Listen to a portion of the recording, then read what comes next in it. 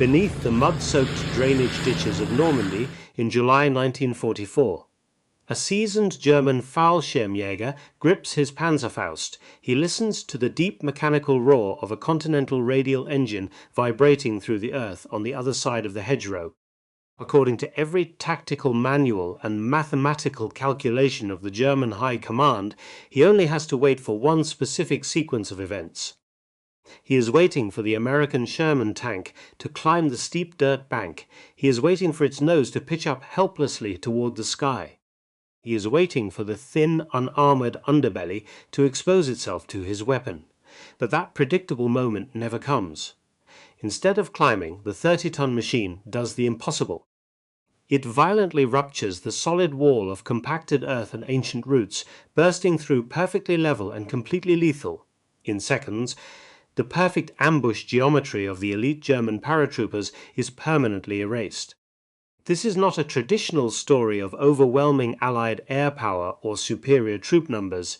This is a forensic audit of trench mathematics, static firing angles, and the exact moment German military psychology suffered a catastrophic collapse. For decades, history has often oversimplified the Allied breakout in Normandy as a mere victory of mass production over tactical defense. The reality on the ground was far more terrifying and mathematically precise. The German forces did not lose the Battle of the Bocage because they lacked firepower or discipline. They lost because centuries of agricultural fortification were suddenly overcome by an army of mechanics.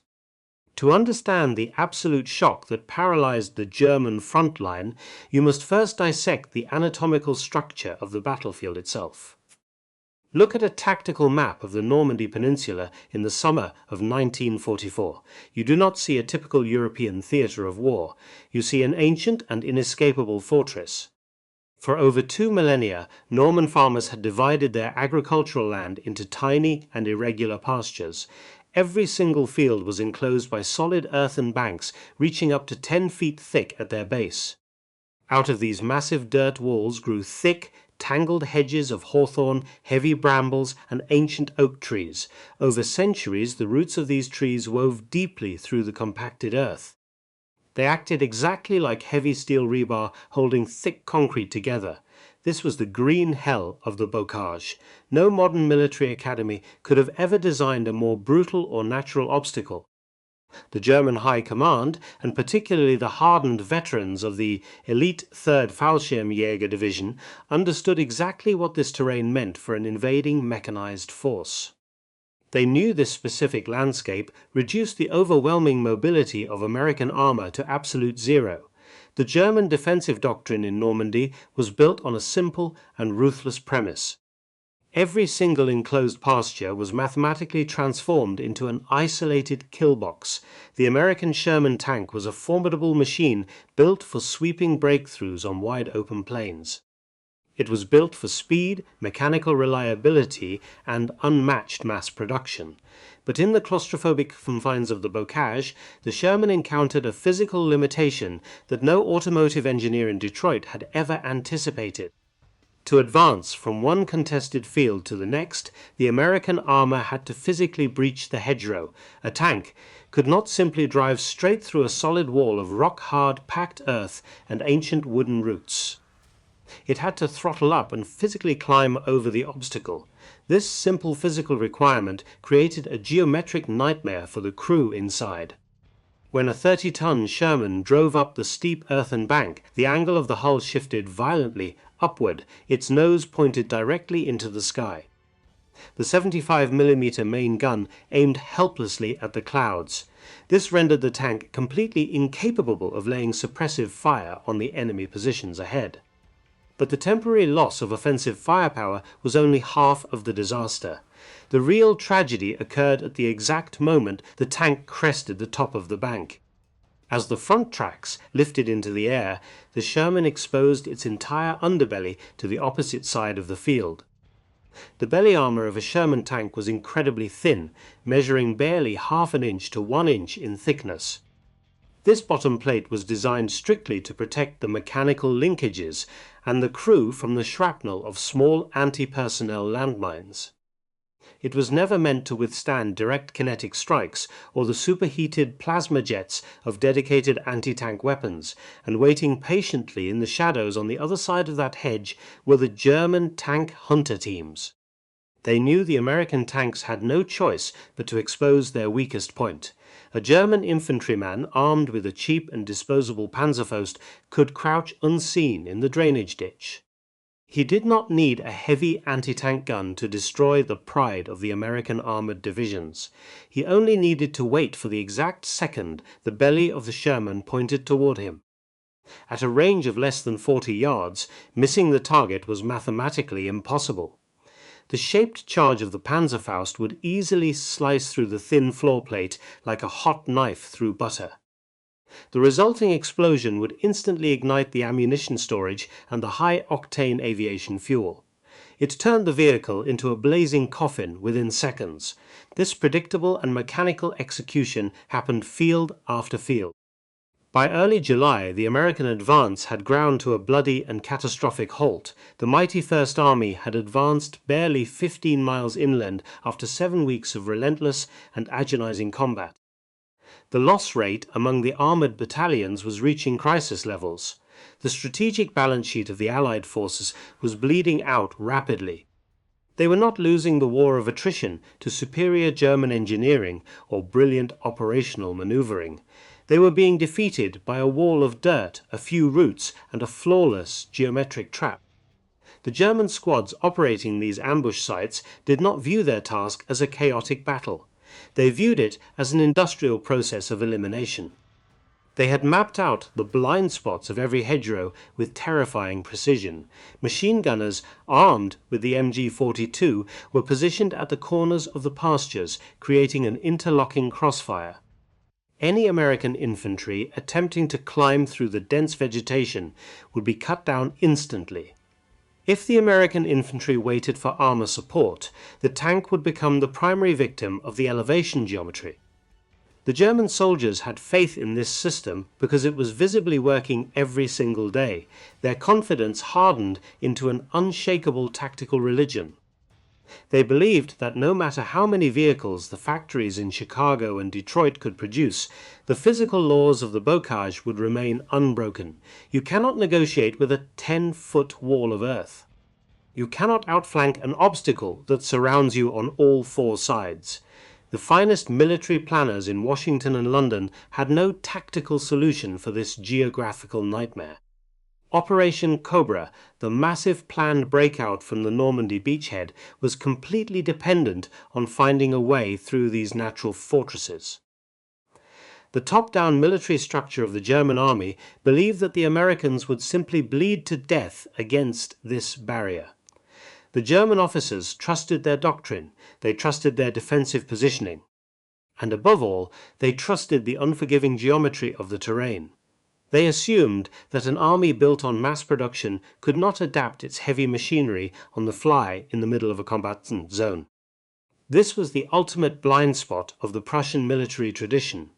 They calculated every trajectory, every armor thickness, and every kill radius, but they fundamentally misunderstood the culture of the soldiers they were fighting. They were not just fighting an army of conscripts, they were fighting an army of mechanics, farmers, and factory workers. And in the muddy assembly areas, just a few miles behind the front lines, one of those mechanics was about to rewrite the mathematics of the war. The German defenders in the Bocage were not ordinary conscripts, they were the 3rd Fallschirmjäger Division. These were elite paratroopers who had survived the most brutal campaigns of the war. They possessed a lethal combination of combat experience and fanatical discipline. To them, the American army was a clumsy giant. They viewed the American tactics as entirely predictable and entirely dependent on heavy machinery. The German squad leaders operated with a cold and terrifying efficiency. They knew that if they held the high ground of the earthen banks, the Americans had to come to them. Every day the ritual of destruction repeated itself. An American armored column would advance cautiously down a narrow, sunken lane. The lead tank would attempt to push through a gap in the hedgerow or climb the solid bank. The exact millisecond the tracks left the ground, the trap snapped shut. The flash of a Panzerfaust would illuminate the shadows. A shaped charge plasma jet would punch through the floor plate of the Sherman tank. The ensuing catastrophic detonation would incinerate the crew and block the entire path of advance. The burning wreckage of the lead vehicle became a permanent roadblock. This forced the remaining American tanks to reverse under heavy mortar fire, or attempt an even more dangerous flanking maneuver through an adjacent killbox. It was a flawless execution of static defensive warfare. The German casualty rates were remarkably low, while the American losses were staggering. Between the Normandy landings and mid-July, the United States First Army had suffered tens of thousands of casualties. They had lost hundreds of irreplaceable armored vehicles. They were trading rivers of blood for mere yards of muddy French soil. The logistics network stretching back across the Atlantic Ocean was beginning to fracture under the strain. The demand for replacement tanks and fresh crews far exceeded the operational estimates. The grand strategic vision of Allied commanders like General Omar Bradley and General George Patton was trapped inside these tiny geometric squares. The high command in Washington and London demanded a breakout. They had planned a massive offensive known as Operation Cobra. Operation Cobra relied on concentrated aerial bombardment to shatter the German lines, followed by a rapid armored thrust deep into the French countryside. But Operation Cobra was doomed to fail if the tanks could not physically navigate the terrain once the bombing stopped. You cannot exploit a breakthrough if your armored spearhead is physically incapable of driving through a dirt wall. The German High Command understood this mathematical reality perfectly. They analyzed the American dilemma and concluded that the invasion force would simply stall and bleed out in the hedgerows. This conclusion was rooted in a fundamental psychological blind spot of the Prussian military tradition. The German army was a masterpiece of top-down engineering. Their weapon systems, like the Tiger and Panther tanks, were technological marvels designed by brilliant engineers in pristine laboratories, but this pursuit of perfection created an inflexible bureaucracy. If a German frontline unit encountered a tactical problem that their doctrine had not anticipated, they had no institutional mechanism to solve it on the fly. A German soldier with a good idea had to submit a formal proposal to his commanding officer. That proposal would slowly climb the rigid chain of command. It would be debated by engineers in Berlin, tested in proving grounds, and perhaps integrated into the factory production line a year later. The German officers assumed the American military operated under the same rigid constraints. They assumed that a tank built in Detroit could only be modified in Detroit. They completely failed to calculate the raw, decentralized genius of the American working class. The United States Army was not just a military force. It was an army of tinkerers, welders, cab drivers, and shade tree mechanics. These were men who had survived the Great Depression by keeping broken tractors running with baling wire and scrap metal. They viewed a machine not as a sacred and unalterable artifact, but as a temporary puzzle to be solved with a wrench and a blowtorch. When the crisis in the Bocage reached its breaking point, the solution did not come from a classified laboratory at the Massachusetts Institute of Technology.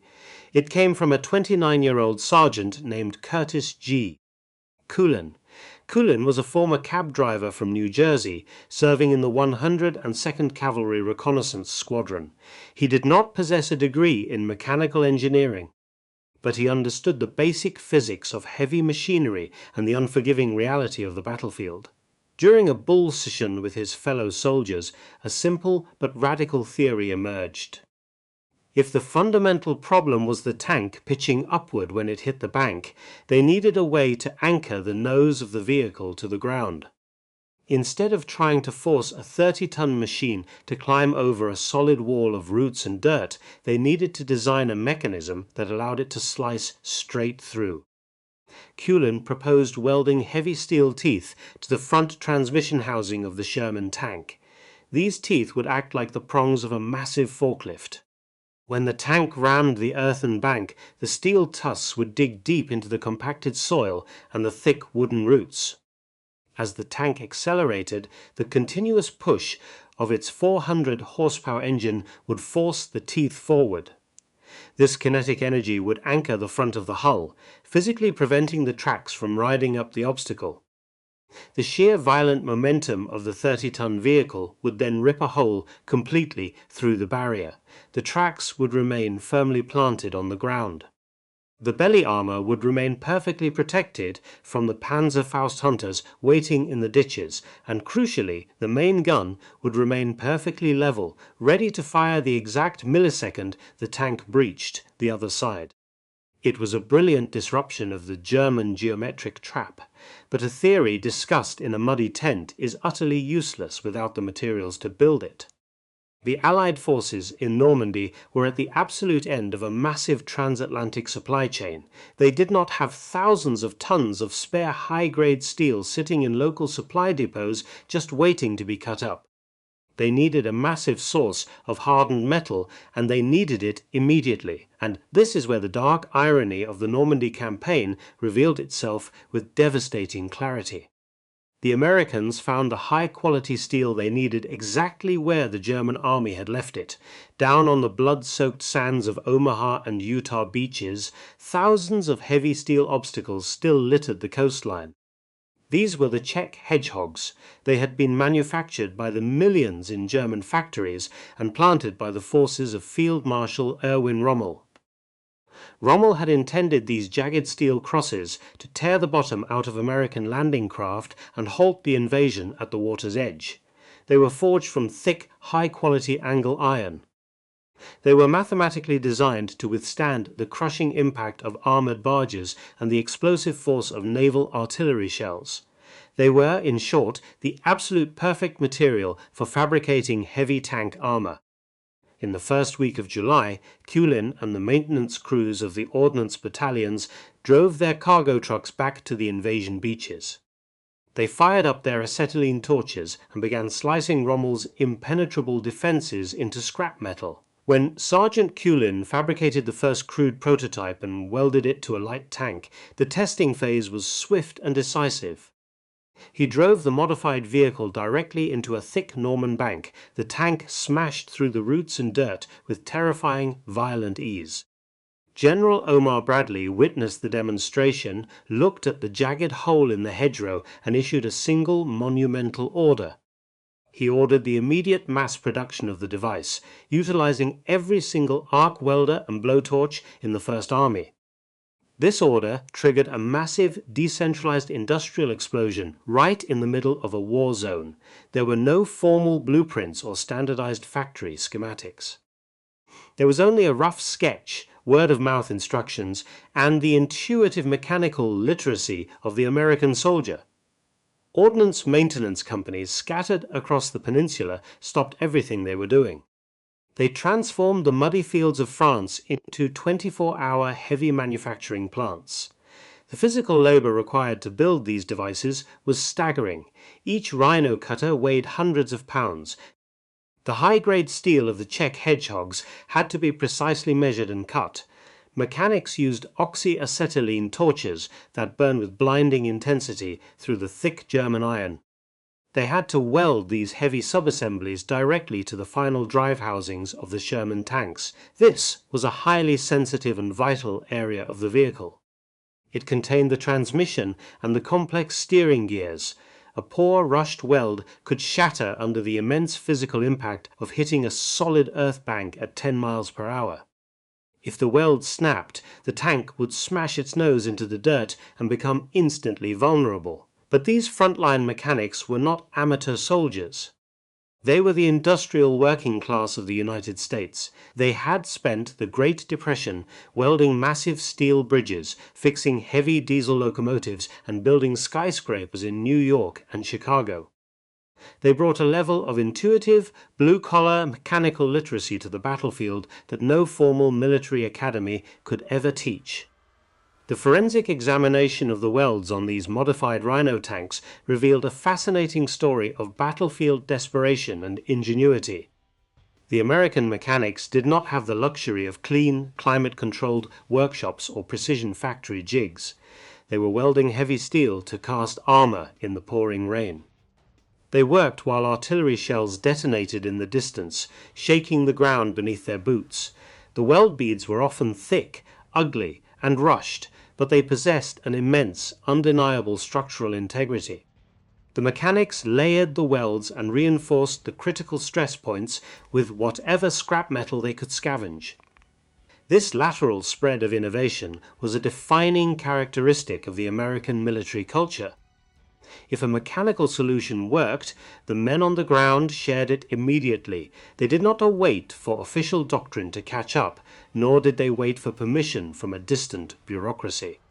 Within a matter of 2 weeks, the entire operational capability of the American armored forces had been rewritten by a sergeant and a pile of scrap metal.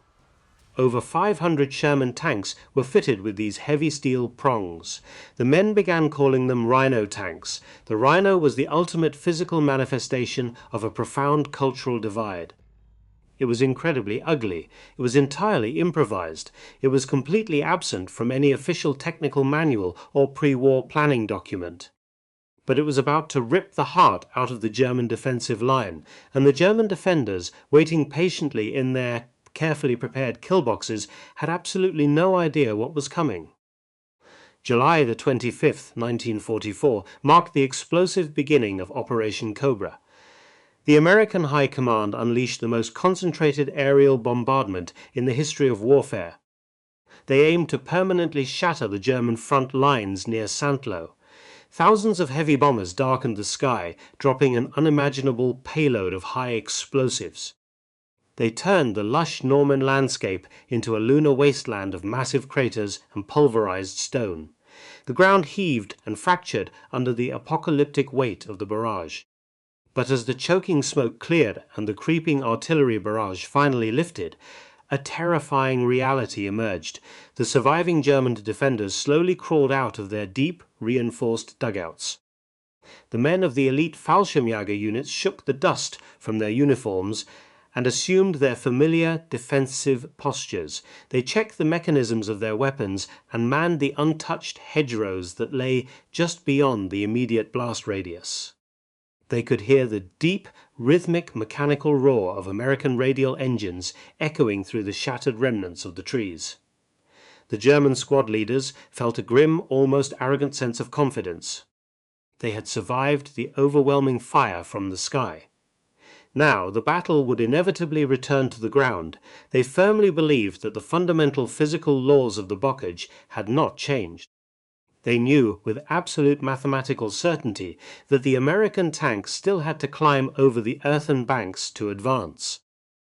The German anti-tank teams crouched low in the damp drainage ditches, gripping their Panzerfausts with practiced ease. They waited for the familiar, fatal sequence they had relentlessly exploited for 7 long weeks. To the German officers observing from the rear echelons, the massive American bombardment was a sign of desperate frustration. They interpreted the carpet bombing not as a prelude to a new tactic, but as an admission of tactical bankruptcy. In their highly structured, top-down analytical minds, the Americans were simply trying to blast a hole because they could not maneuver through one. But heavy bombers cannot destroy a network of earthen walls spanning thousands of square miles. The bombs merely rearranged the dirt. They created craters that ironically provided even more cover for the entrenched German infantry. The core geometric trap of the hedgerows remained entirely intact. The German doctrine dictated that as long as the infantry held the perimeter of the field, the American armor would eventually bleed out. Let us freeze this historical moment and examine the psychological state of the opposing forces. On one side of the hedgerow, you have a German military apparatus functioning exactly as designed. It is a system built on rigid discipline, perfect pre-calculated firing angles, and an unwavering belief in its own technological superiority. The German soldier in the ditch does not need to think or innovate. He only needs to execute the mathematical formula of the ambush. He trusts his weapon. He trusts the thick earthen wall protecting his flank. He trusts the historical precedent of the last 2 months of slaughter. On the other side of the hedgerow, you have a completely different manifestation of warfare. You have a 30-ton mechanical beast that has been fundamentally altered by blue-collar desperation. The American crew inside the Rhino tank is no longer bound by the fatal geometry of the terrain. They can feel the added weight of the salvaged German steel pulling down the nose of their Sherman. They are not planning to climb the obstacle. They are planning to test the sheer kinetic limits of 400 horsepower against centuries of root growth. The tension in those final seconds before the breach was absolute. The German gunners adjusted their sights, aiming upward at the empty air where the belly of the tank was scheduled to appear. They controlled their breathing, ignoring the deafening noise of the approaching tracks. They were ready to deliver the final, killing blow to the American assault. But they were aiming at a ghost. They were anticipating a vehicle that technically no longer existed on the Normandy battlefield. The standard American Sherman had been quietly replaced by a heavily modified breaching vehicle, and the fatal flaw in the perfect German defensive system was about to be violently exposed. When a system is entirely rigid, it cannot bend or adapt to a sudden anomaly. It can only shatter completely. The impending clash was not just a collision of steel and dirt. It was the brutal collision of a static, arrogant ideology with the ruthless, adaptable logic of frontline survival. The countdown to the destruction of the German geometric fortress had reached zero. The thick smoke from the aerial bombardment still clung to the shattered branches of the Bocage. A German anti-tank gunner, huddled in the damp earth of a drainage ditch, tightened his grip on his weapon. He could feel the heavy vibration of the approaching American armor through the soles of his boots. The rhythmic clanking of the steel tracks grew deafening. He raised the crude iron sights of his Panzerfaust, aiming at the empty space of sky directly above the earthen bank. He was a veteran of the 3rd Fallschirmjäger Division, and he knew exactly how this mathematical equation ended.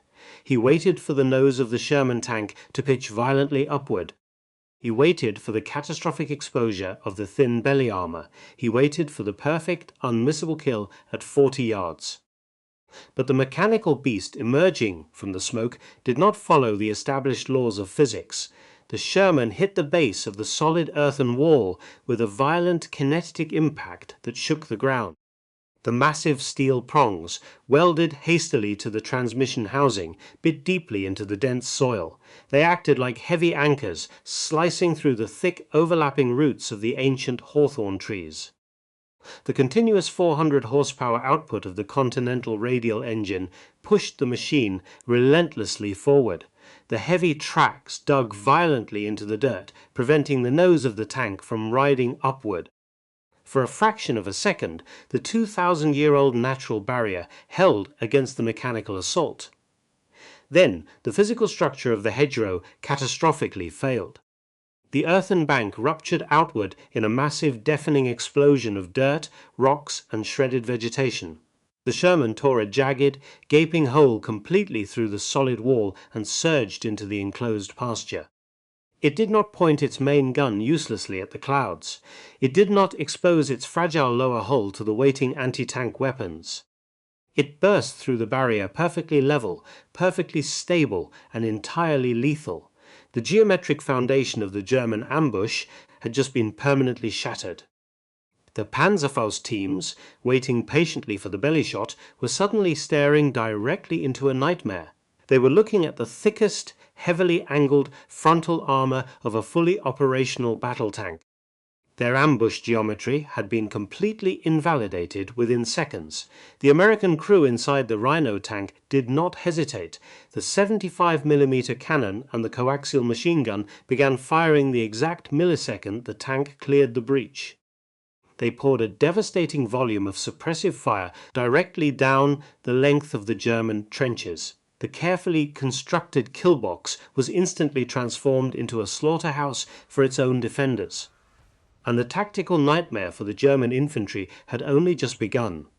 Before the Rhino tank had even stopped moving, squads of American riflemen poured through the newly created gap. In the past 7 weeks, the infantry had been forced to climb over the banks separately from the armor. This fatal separation left them exposed to the devastating interlocking crossfire of the German machine guns. But the Rhino had fundamentally rewritten the mathematics of infantry and armored cooperation over a single weekend. The American riflemen now used the tank as a heavy, mechanized battering ram to create their own customized doorways through the impregnable terrain. They flooded into the field, using the massive steel hull of the Sherman as moving, bulletproof cover. They suppressed the German flanks with precise rifle fire, while the tank turret pivoted to annihilate the primary strong points. The dreaded MG-42 machine gun nests, carefully positioned to cover the corners of the fields, were instantly outflanked. The German crossfire was bypassed entirely because the Americans were no longer entering the field from the designated killing zones. The German defenders were paralyzed by the sudden, violent collapse of their tactical reality. Their officers screamed frantic orders into field telephones, trying to coordinate a defense against a maneuver that was not supposed to be physically possible. The combat reports flowing back to the German headquarters were entirely devoid of their usual cold, analytical precision. They were filled with panic, confusion, and terrifying rumors. Commanders reported that American tanks were somehow driving straight through solid earth walls like ghosts. To an officer trained in the rigid, highly structured environment of the Prussian military tradition, this sounded like mass hysteria. Tanks do not drive through solid earth because it violates the known boundaries of vehicular limitations. The highly disciplined German defensive network began to fracture, field by bloody field. The psychological security of the Bocage, the green fortress that had protected them for 7 brutal weeks, had been completely violated. Every rustling leaf, every snapping branch, and every vibration in the ground could now signify the arrival of 30 tons of modified American steel. When a system built on absolute predictability is suddenly injected with total chaos, the resulting collapse is exponential. The elite paratroopers could no longer trust the earth beneath their feet or the walls around them. The breakout that the Allies had desperately sought was finally gaining irreversible momentum. Operation Cobra accelerated from a grinding, bloody battle of attrition into a full-scale mechanized slaughter. The German 7th Army suddenly found itself trapped in a collapsing pocket of its own making. The very terrain they had relied upon to protect them was now acting as a cage. While the American armor sliced effortlessly through the walls, the retreating German columns were forced onto the narrow, predictable roads. The natural fortress of Normandy had been unlocked by a mechanic holding an acetylene torch, and the door was kicked wide open. Let us conduct a final forensic audit of the Normandy campaign to understand the true scale of this mechanical disruption. In the 7 agonizing weeks preceding the widespread adoption of the Hedgerow Cutter, the American forces had suffered catastrophic losses for minimal territorial gain. The First Army had bled thousands of men. They had lost hundreds of irreplaceable armored vehicles just to advance a few miserable miles. The logistics network was straining under the constant and terrifying demand for replacement tanks and fresh crews. The German defense in the Bocage had proven to be highly efficient and mathematically predictable. They traded space for blood at an exchange rate that heavily favored the defenders. But let us examine the strategic balance sheet immediately after the introduction of the Rhino modification. Within 72 hours of Operation Cobra commencing on July the 25th, the static war of attrition had completely evaporated. The American armored columns advanced further in 3 days than they had in the previous 2 agonizing months. The German 7th Army was not just defeated in the field. They were systematically dismantled, outflanked, and eventually encircled in the Falaise pocket. The geometry of the battlefield had been entirely inverted. The killboxes that the Germans had meticulously designed to trap the Americans were now trapping the retreating German forces. Once the American tanks broke free from the hedgerow enclosures, they pushed the German infantry out into the open roads. Without the protective cover of the ancient routes and earthen banks, the retreating German columns were mercilessly annihilated by Allied tactical air power. Over 50,000 German soldiers were captured. 10,000 were killed in the subsequent collapse of the Normandy front. The impregnable natural fortress of the Bocage had been turned into a massive death trap for its own defenders. The psychological shockwaves of this rapid collapse reached all the way to the high command in Berlin. Adolf Hitler and his top generals could not comprehend how a static, perfectly positioned defensive line could disintegrate in a matter of days. They blamed the incompetence of their field commanders. They blamed the overwhelming numerical superiority of the Allied air forces. But they refused to acknowledge the fundamental flaw in their own military doctrine. This dramatic reversal of fortune forces a harsh historical verdict on the opposing military philosophies. When we analyze the machinery of the Second World War, we often fetishize the precision of German engineering.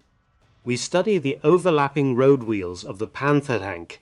We study the terrifying muzzle velocity of the 88mm anti-aircraft gun. The German military-industrial complex produced machines of uncompromising quality and terrifying lethality. They were designed by brilliant minds at Krupp and Henschel. But they built a rigid system that required absolute perfection from the top down. If a tactical problem emerged on the battlefield that the elite engineers in Berlin had not anticipated, the German frontline units had no institutional mechanism to solve it quickly. The American military operated on a fundamentally different philosophy. The Sherman tank was not a perfect machine. It was undergunned and under-armored compared to German tanks. But it was mechanically reliable and designed to be repaired in the mud by farm boys. The United States won not just through industrial volume, but through battlefield innovation, a command structure flexible enough to let a sergeant from New Jersey identify a fatal flaw, and a general willing to authorize mass production without bureaucratic review. The sheer volume of welding rods and acetylene gas consumed by the American Ordnance Battalions in those 2 weeks was staggering. It was a massive decentralized industrial operation disguised as a military deployment. This was the ultimate triumph of a flexible logistics system over a rigid and uncompromising military ideology. However, we must never forget that every mechanical innovation in warfare is ultimately paid for in human blood. The Rhino tanks saved thousands of American lives during the violent breakout from the Normandy beachhead, but the brilliant man who invented the device did not escape the brutal mathematics of the conflict. A few months after the roaring success of Operation Cobra, Sergeant Curtis Coolin was severely wounded in combat. In November of 1944, he was hit during heavy fighting in the bloody Huertgen Forest campaign. He survived the war and eventually returned to his civilian life in the United States. He carried the permanent physical scars of the conflict, having been severely wounded in the leg. He received the Bronze Star for his exceptional service and contribution to the Normandy campaign, but his personal tragedy is a stark reminder that even the most brilliant tactical solutions do not erase the heavy human cost of the conflict. Behind every tank, every weapon system, and every piece of rusted battlefield debris, there is a human being who paid the ultimate price for the victory. The history of the Second World War is not just a ledger of steel production and fuel consumption. It is a terrifying ledger of flesh and bone and shattered lives that must never be forgotten. Thank you for joining this forensic audit of the Normandy breakout. If this deep dive into the mechanical realities of the battlefield changed your perspective on the campaign, please leave a like on this video. I want to hear your thoughts and theories in the comments section below. Do you think the German army could have ever replicated this kind of bottom-up innovation if they had the resources? Or was their rigid top-down hierarchy the true root cause of their eventual downfall? If you have family members who served in the armoured divisions or the Ordnance Maintenance Battalions during the war, please share their stories. Their sacrifices and their ingenuity deserve to be recorded and remembered by the next generation. Do not forget to subscribe and turn on the notification bell so you never miss our next historical investigation. Field Marshal Rommel used thousands of tons of high-grade steel to build an impenetrable wall to keep the Americans out of Europe. The Americans simply picked up that steel, welded it to their tanks, and handed it back to him.